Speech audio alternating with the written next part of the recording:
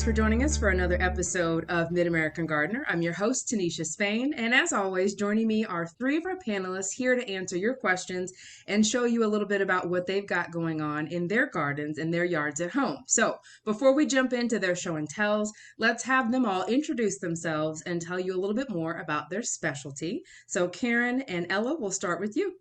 Hi, I'm Karen Ruckle, and I'm a gardener in the Peoria area. And I was a horticulturist. I guess I still am. And I love perennials, houseplants, and just messing around outside.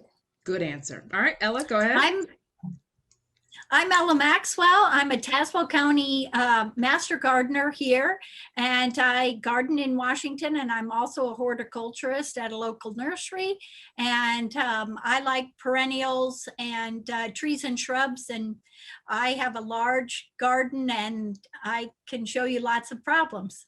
Yes, we talked about weeds before. Ella, you are a weed expert on the last show. So there you go. All right, and Doug. Hello, everybody. I'm Dr. Doug Williams, a horticulturist and landscape architect by degrees. I do a number of different things. In terms of the questions you can ask me that I really enjoy are the landscape design questions and some of your woody plant material questions. Other than that, I have a garden that I'll be telling you a little about some of the produce and then some things here at the University of Illinois. Wonderful. Okay, so as always, we get started with our show and tells, and that's going to be a bulk of the show today because we've got a lot to share. So Karen, why don't we start with you since you've got the most to share with us today? All right. Well, your question to us is always, hey, what are you doing in your yard? What's going on right now? Mm-hmm. And so in my yard right now, all the coral bells are blooming pretty well. And this is a variety called Caramel. And out in my yard, it's right, well, this morning, it was filled with all these blooms on the whole mounding plant. This variety, I don't like the flowers. I find them kind of, Ella thinks it's beautiful. I find them kind of just messy. They're not overly showy to me. And then they turn brown quickly. So I always cut off all those flowers. I just use little snips and snip down close to the base of the plant and take them out. And then in the end, I feel I've got a nice clean plant for that. The thing is, I've told people that I've done this before, and like, oh, it takes too much time to clean it up. I put a stopwatch on myself, and 4 minutes, less than 4 minutes, I cleaned up the whole plant of all these flower stalks. And it's a good thing too, even the flowers that you like and you leave, you're not leaving all those past stems on the plant, having a nice looking tidy plant. So are those fragrant? I don't think I've ever come across those before. Is it a fragrant flower? No, I've not noticed a fragrance on any of the 23 different varieties I have in my yard. Not that she's counting. Well, a friend came over to my house and she's like, oh, what's this variety? What's this variety? And I'm like, I kind of forgot. So I actually went through my yard and was labeling them. And then when you sit down and you count, it's like, oh boy, I've really overdone. But some of them do great. Some of them are huge like this one. Other ones are just barely making it. Awesome. Thank you very much. All right, Ella, we'll go ahead and go to you. Okay, well, I want to talk a little bit about insect damage and whether or not you feel that it's necessary to control it or not. And so I brought a couple of different things that the first thing would be scouting your yard. So I hope that even with the high temperatures and humidity, you're out looking at your yard. So there can be a lot of different kinds of damage from rabbits to insects and different kinds of insects, chewing insects, sucking insects, whatever. But the most important thing is that you identify what the insect is so that you can make the best decision. Right now, I have a lot of damage. Nothing's truly significant, but you can kind of see the kind of little window feeding from the Japanese beetles. And so this is a contorted hazelnut, and the other was a grape leaf, and they have some favorites. You might find them on your roses, on porcelain berry vine. Those are some of the things. At first, I thought the Japanese beetles weren't that bad, but they are causing more damage, but it's primarily cosmetic. They haven't been feeding on any of my vegetables, so I don't feel that I need control.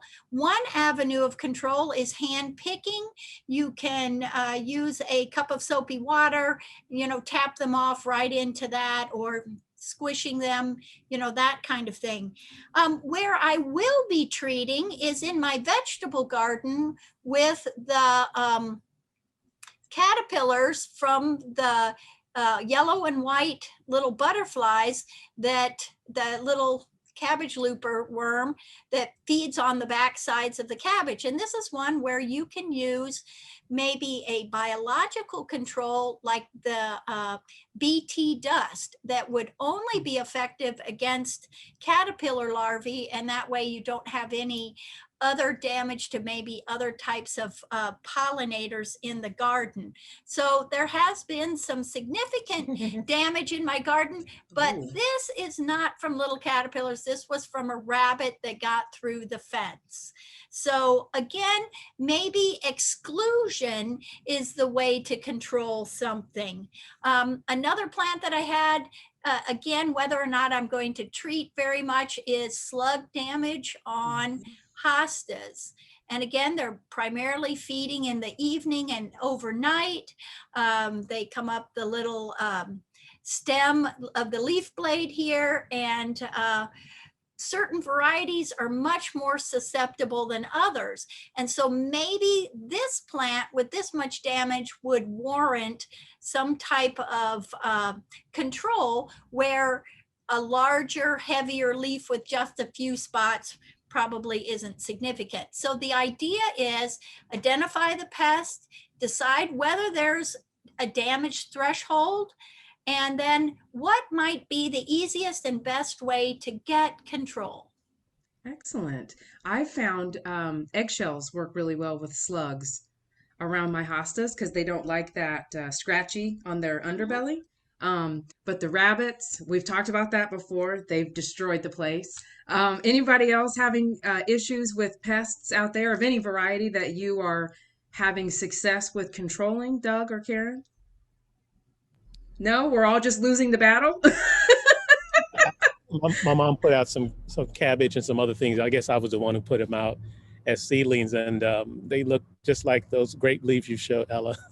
Yeah. So it was an experiment, but everything else is picking up pretty well. So we'll see. They're starting to look a little fuller, but pests are just something else. I've got rabbit fencing around my property here in Urbana that goes down to the ground at least a foot or more around the entire perimeter. But somehow a rabbit always seems to find its way in for a certain time, because I think they're small enough at a certain point they slip in there and maybe they decide just to live there. Absolutely. Okay. All right, Doug, we're going to go to you now for your show and tell. Yeah, well, speaking of gardens, I'm not in my garden right now, but this is a great season and another warm year. For like the last 3 years, we've had extreme warm weather. We just had quite a bit of rain, but we've had extremely warm weather. So cucumbers, oh man, these are a smaller variety. I can't think of which ones they are. My mom purchased them as seedlings. I've grown them in the past 2 years from seed. And the ones I get from seed that were heirlooms, they grew to, like, if I left them in the garden, they could be up to about 2 feet in length. And they have large seeds. But other than that, I don't think this one does have those large seeds. Just break one in half. Bob Skirvin, it's delicious. And one thing about cucumbers is you see in all those hotels and those cool TV shows where they're putting it in water and giving it a little bit of flavor. Yes. Because you don't want to just taste the, maybe you have great water, maybe well water, depending on where you're from. But if not, kind of add a little flavor to it, add a cucumber or a slice or two. But don't let it sit too long, like overnight or the 2 days or something like that, because it starts to break down in a different form. But other than that, it's pretty great. In fact, cucumbers are so nice that for the last couple of years, when they start to really produce, which they are already kicking off this year, I've taken at least 5 of them down here in Urbana. I've been eating one a day, not necessarily to keep the doctor away, but Just because they're delicious, right? They're delicious, and I almost cancel out on lettuce because lettuce usually kind of grows better in the cooler time of the year, the early spring, and then maybe you can sneak in some maybe late fall. But this almost replaces the lettuce. So I just cut this up along with a lot of other vegetables, and this kind of has the flavoring, maybe even better than lettuce itself. Maybe if you have Bibb lettuce or romaine or something, has a little more flavor. But Do you and these are small pickle? enough Do you to, pickle any of your cucumbers? well, sodium is an issue, so I try to avoid that. I've got Gotcha. neighbors who want to do that. I think their daughters are like, oh, they just want to learn how to make them, possibly because they want to eat them. That Uh, looked like the perfect size for pickling. That's why I asked. it actually is. I think these are a smaller variety. I think they get a little bit bigger. This is probably they start getting wide and pretty narrow, or wide and short, which is about a third or a fourth of the size of the ones when they got to maturity I had over the last 2 years. So these are just perfect. And if you get them small enough, the seeds are pretty small in there, and you don't have to worry about those if you don't really want that type of texture or that fibery content. And then you can also blend them up and put them into smoothies. Of course, add a banana or something else that you might like to kind of give it a little more zip and smoothness to it. But perfect for summertime. This is the Any season. tips for growing? Do you guys do anything special with your cucumbers? I have a little compost pile. I don't do any, I do pretty much use that compost by the next year, and I integrate that into the soil in the early spring. I cover it up with about a layer of, maybe 3 inches or so of the soil that's already existing, because you want it to be in contact with the root system. What I've learned is that I place them at the corners near the property where it's near a fence. And then I have this other trellis structure that I've concocted, because these things take off. I mean, they have these tendrils. They like growing up whatever you can actually put them on. And so I want to do that so they grow over the fence, the gates of both the back and the front of the property. So instead of looking at the fence itself, you all of a sudden see these vines. And even in the alley in Chicago, the neighbors who come through, or even the custodians who have the trash compactors, I'd say grab your cucumber and be on your way. Grab and go on your way by, right? Exactly. Okay, we're going to come back to you in just a few minutes and you can tell us a little bit more about where you are. Okay. Well, All right. I wanted to mention ahead. one thing about the cucumbers. I have a friend who grows excellent cucumbers. He grows the English type that are burpless, and he does have a trellis for them. But what he's found is he uses the organic fertilizer, but he takes a aluminum pie pan and he cuts a hole in the center of it, and he sets that over his little hill of cucumbers where he's planted maybe 2 or 3 seeds. And then he uses that shallow container that he fills up with his water. And then he also uses some fertilizer water on occasion. 1, it cuts down on the weeds. 2, it reflects back heat for that young plant. He has fabulous cucumbers. I don't plant cucumbers because he has, so many cucumbers. You only need one person in the neighborhood to grow cucumber. Right. And he also plants that parthenocarpic, very specialized cucumber that each flower doesn't have to be pollinated and it can make a fruit. So he is harvesting 8 or 9 cucumbers at once. It's like a cucumber machine. And once he gets kind of tired of the plants escaping, he double crops them. So usually by the end of July, he's finished with the first batch of cucumbers and he starts them, and they'll go into September. Wow. Now, I wrote down burpless. Can you talk to us a little bit about what that means? Did you say burpless? Yeah, that's some people, isn't that right? People have some people can't eat cucumbers because of digestive issues. Okay. And so I don't know how they developed burpless, but that's what they call them. They're usually a very smooth skin English type cucumber, I believe. I don't know. Do you have anybody have any other comments? Any insight on burpless? That's interesting. I did not know that. I always learn something new on this show, so I'll have to look that up afterwards. All right, thank you. Pay attention to that. Yeah, definitely. Okay, Karen, we're back around to you.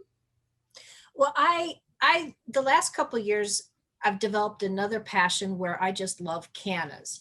And last year I had seen in public planters these cute shorter cannas that were just filled with blooms, and my cannas at home were tall and lanky and just had a few bloom stalks on them, even though they were good varieties. And I'm like, Ella, what is that? And she said, well, it's a newer variety called Canova. I don't know, for some reason I always want to say it wrong. But this hybrid, it took about, I think, 15 years to develop. It's supposed to be for cooler temperatures, cooler summers, but so far what I've seen, they seem to be doing well with the heat and humidity. So this is a variety called Rose. And I'm happy to say that the plant looks pretty close to the plant tag, which is pretty nice. But this in my yard, I think there's about 7 bloom stalks on the plant, and it was a 6-inch pot that I got as a start this spring. So talk about vigor. Wow. And only about 3 foot tall, not overly huge in my planter. And I'm just really pleased with the performance and the punch of color and blooming. So I'm excited to see the backside of the season, how well those blooms keep coming along, like the Tropicana varieties that I typically have in the yard. So what she has stunning cannas. They are so cool. She's got a really vivid orange one with dark foliage. She has the variegated one that has yellow and red flowers and dark and green and all different colors in the leaves. And of course the Tropicana one, they are, I'm so glad she's my friend, and hopefully she's sharing. Isn't that the nice part about it, right? When you have a friend with great flowers and you just kind of wait your turn. So as someone who I have cannas in a container, large. I've had them for 3 years. They have not bloomed once. They put on the most beautiful foliage. I feed them, I water them, but they never, ever, ever, ever bloom. What do you think I'm doing wrong? Well, I think we talked about your cannas last fall, and that if the pot was already filled last season, you needed to dig it up. I did that in the fall. I did divide them, and still no blooms this summer. Oh, so I would chuck them and move on. Oh, wow. Yeah, you want that Canova. They're spectacular. Really, a lot of plants, 2 years. And if you're not doing what they're supposed to do, or it's not fun, there's lots of cool new things to try, Oh man, I'm one of those people that just like, come on, buddy, we're gonna try it again next summer. Well, and I'm on the 3rd year with no blooms, and I'm getting kind of frustrated. I would move them into the landscape. Okay, I could do that. And just save enough to plant 1 clump for next year into the ground. And you still have several months that these cannas they must be a very tall variety to finally bloom. And I think they probably we'll find out from you on a later show. But I found that for sure they usually bloom in the ground when they're unrestricted. Okay, I will give that a shot. Ella, did you have anything else you wanted to add on insects?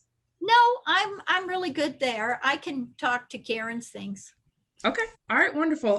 Karen, let's go to another one of yours, because you've got some potatoes. I really want to make sure we get those on. Okay, well, I'm not. Potatoes to me are a lot of work and not too much fun. They are fun to grow, but I don't have a lot of room in my yard, and potatoes tend to sprawl. So it's really hard to show. Well, we miss being in the studio. I've got one of these grow bags, and the reason I decided to do this was that I could move the potato where it could sprawl or where there was room and light.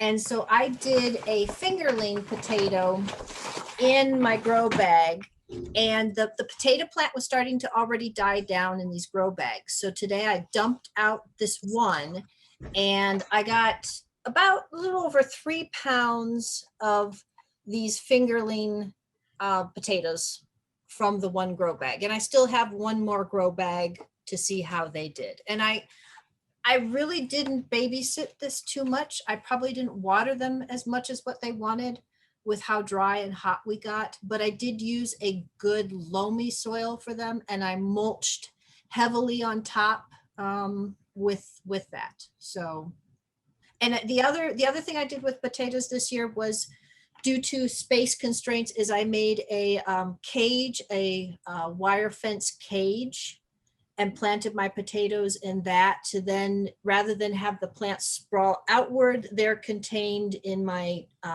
cage. And so it'll be interesting to see. I just did the old variety Kennebec. It'll be interesting to see what kind of potato size or how much I get out of that. And how long do those typically keep storage-wise for you? Oh, they won't keep very long, because I'll just scrub them up and use them.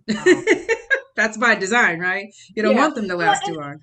And in the past, when I've had potatoes, I'm really good at forgetting things. And so, you stick them in a space that's, cool and not damp, so that they hold well, and then I forget about them. And so, what a waste that was. Then they go into compost. So, I try to, on something like this, use them in the next couple of weeks, just so I remember to use them. Okay, thank Yeah. you. And I grow the Yukon Gold, and I do mine a little bit different. In my garden, it kind of slopes a little. And so on that low side, I laid landscape fabric. And then instead of using, just like Karen, I'm using a composted soil, maybe more of a bark-based soilless mix, and then I plant my cut tubers in that. And then to harvest it, it's just a small patch, not anything bigger than a kitchen table. You can just take the edges and pull that soil off, and there's all the potatoes, and you've harvested them.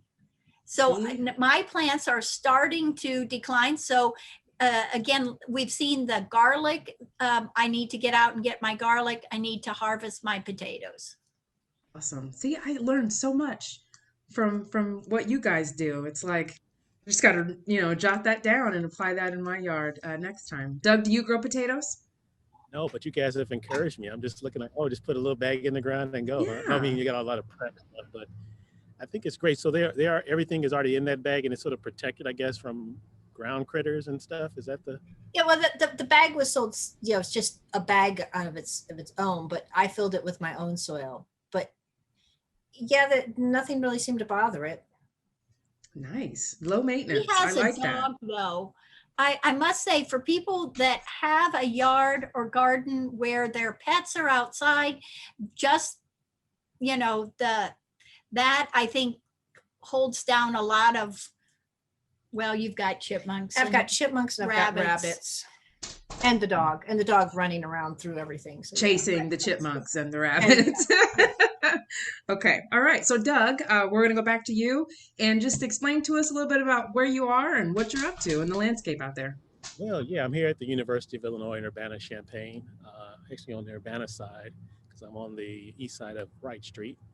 And I'm at the African American Cultural Center, which is the Bruce Nesby African American Cultural Center. Just recently finished a couple years ago by one of our alumni, Dina Griffin, who's also on the Obama Presidential Center design team. And so I'm right here on Nevada Street here at the University of Illinois. And so you can see a little bit of some of the landscaping, where there's an outdoor patio space, which is nice for entertaining, barbecuing, picnics, socially distanced and safe during COVID times too. You can see the Asian American Cultural House, just one of them behind me. And they have some wonderful plants here too, although I'm gonna show you some things I like and some things I don't really care for, because, they don't really work that well. They decided to put in what looks like as a maple tree, but if you can look at its very tight habit, it looks like it's columnar. Now that's not a problem if you have several of those right next to each other, kind of produce the shade. And this is the east face of the building. However, when you have a building that is a very dark and ebony brick like we have here behind me, that's going to radiate a lot of energy and heat. And so during the summertime, you probably want to shade that. So I would propose that they add in a few more trees and maybe something a little broader, and have some of the branches come across the grill space, because shading is important. There's I think some hornbeam that's here. It looks like it's being damaged also by a Japanese beetle in some areas. I think some Vigilia, which is a very dark color. If I'm wrong, correct me, guys, because I didn't put the landscape in. But it looks pretty good and handsome. It kind of matches a little bit of the darkness of the building. They've also got some Eastern redbud, Cercis canadensis, and it's a red bud. The flower purple, most it's very dark and burgundy.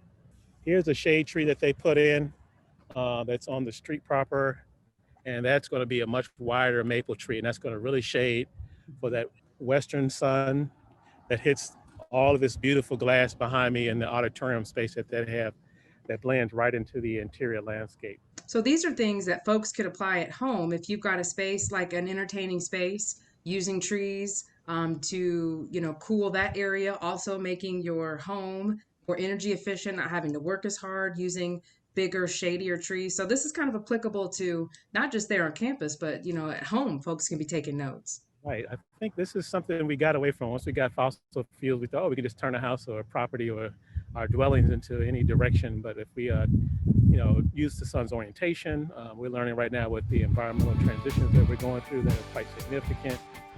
Well, we are out of time. It goes that fast. So I want to thank the three of you for coming. Doug, thank you for this lovely hot walking tour that you gave us today. Appreciate that. And Karen and Ella, always a pleasure to have you and your show and tells. And thank you so much for watching, and we will see you next time. Thanks so much for watching. Good night.